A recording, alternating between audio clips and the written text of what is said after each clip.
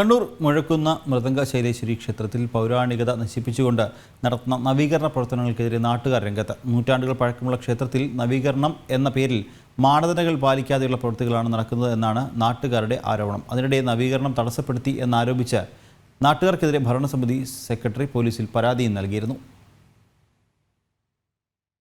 പരശുരാമൻ പ്രതിഷ്ഠിച്ച 108 ദുർഗാലയങ്ങളിൽ പ്രധാനപ്പെട്ടതാണ് കണ്ണൂർ മുഴക്കുന്നിലെ മൃദംഗ ശൈലേശ്വരി ക്ഷേത്രം. കേരളവർമ്മ പഴശ്ശിരാജയുമായും കോട്ടയം രാജവംശവുമായും ബന്ധപ്പെട്ട് ചരിത്ര പ്രാധാന്യം കൂടിയുണ്ട് ഈ ക്ഷേത്രത്തിന്. എന്നാൽ ഈ ക്ഷേത്രത്തിന്റെ പ്രത്യേകതകൾ ഒന്നും പരിഗണിക്കാതെയാണ് നവീകരണ പ്രവൃത്തി നടത്തുന്നത് എന്നാണ് നാട്ടുകാരുടെ പരാതി.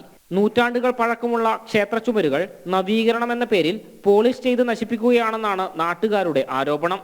പിന്നെ പഴമയൊന്നും അവിടെ കാണാനുണ്ടാവില്ല. ഞങ്ങൾ ആർക്കിയോളജിക്കലും കൊടുത്തു. അവരെന്തുകൊണ്ട് ഇതിൽ ഇടപെട്ടില്ല നമുക്ക് മനസ്സിലാവുന്നില്ല.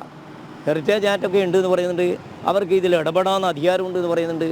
ഇത്രയും ചരിത്രം ഉറങ്ങിക്കിടക്കുന്ന ഇതെല്ലാം നശിപ്പിച്ച് കളയാനുള്ള ആ മെൻറ്റാലിറ്റി എന്തുകൊണ്ടാണ്, അതിനെന്തുകൊണ്ട് എതിരായിട്ട് ഇവർ ചെയ്യുന്നില്ല എന്ന് നമുക്ക് മനസ്സിലാവുന്നില്ല.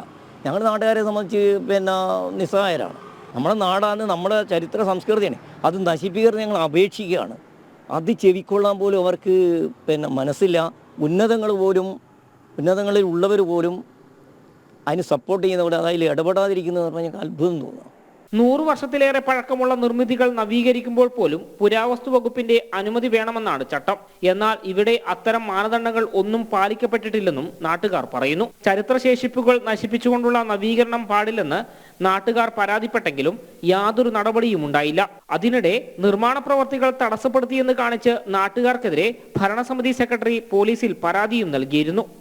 ജനം, കണ്ണൂർ.